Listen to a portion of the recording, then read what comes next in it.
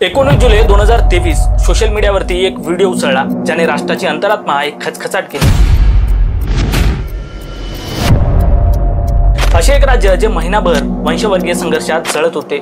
26 सेकंदाची क्लिप ज्याने अशी भीती उघड केली की जे आपण शब्दात वर्णन करू शकत नाही।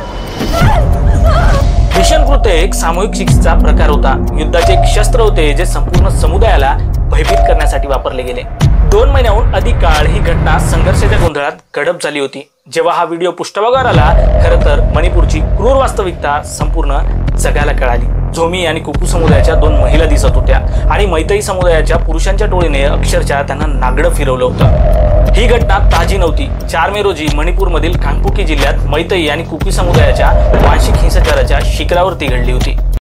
खरं तर या घटनेमागचं कारण होतं 2023 मध्ये मणिपूर उच्च न्यायालयाने राज्य सरकारला मैतई समुदायाला अनुसूचित जमाती दर्जा देण्याचा विचार करण्याचे निर्देश दिले होते। आणि दुसरे कारण म्हणजे मणिपूरचा भूगोल। व्हॅली असलेल्या भागामध्ये 10% जमिनीवरती बहुसंख्य असलेला मैतई समाज वास्तव करतो आणि उरलेल्या हिल्स एरियामध्ये 90% जमिनीवरती नागा आणि कुकी समुदायाचे लोक वास्तव करतात। बहुसंख्य समुदाय असलेल्या इम्फाळ व्हॅलीमधील मैतई लोकांनी त्यांची ओळख, जमीन आणि हक्क राखण्यासाठी अनुसूचित जमाती दर्जा देण्याचा युक्तिवाद केला होता। नागा आणि कुकी जमाती आधीपासूनच अनुसूचित जमाती म्हणून ओळखल्या जात। यांनी त्याला तीव्र विरोध केला। त्यांचा युक्तिवाद होता की शैक्षणिक आणि राजकीयदृष्ट्या अधिक प्रगत असलेल्या मैतई लोकांना सरकारी नोकऱ्या, शैक्षणिक जागा आणि सर्वात महत्त्वाचे म्हणजे आदिवासीसाठी संरक्षित केलेल्या टेकड्यावरती मैतई लोकांचा ताबा होईल। गेल्या अनेक वर्षापासून हे वांशिक मतभेद होते आणि उच्च न्यायालयाच्या निर्णयाने पुन्हा त्याला प्रेरणा मिळाली आणि घडला तो मणिपूरमधील हा हिंसाचार।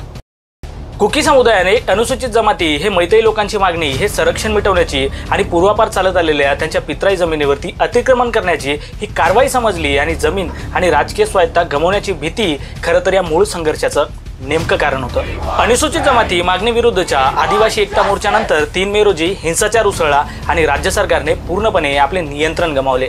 सार्वजनिक राग हा त्वरित रागीट झाला। जबाबदारीची मागणी केली आणि सर्वोच्च न्यायालयाने राज्याची परिपूर्ण अयशस्वीता असे संबोधले आणि तत्काळ कारवाईची मागणी केली। दबाव इतका वाढला की पंतप्रधानांना मणिपूरच्या हिंसेवर हे दीर्घकाळ मौन सोडावे लागले आणि त्याला लाजिरवाणे असे संबोधले आणि कायदा आपल्या पूर्ण कार्यक्षमतेने कार्य करेल असे त्यांनी वचन दिले।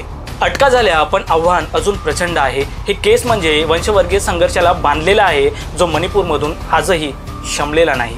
आणि जर व्हिडिओ जराही आवडला असेल तर नक्कीच लाईक करा आणि अशाच मोर नॉलेजेबल व्हिडिओसाठी सबस्क्राइब करा।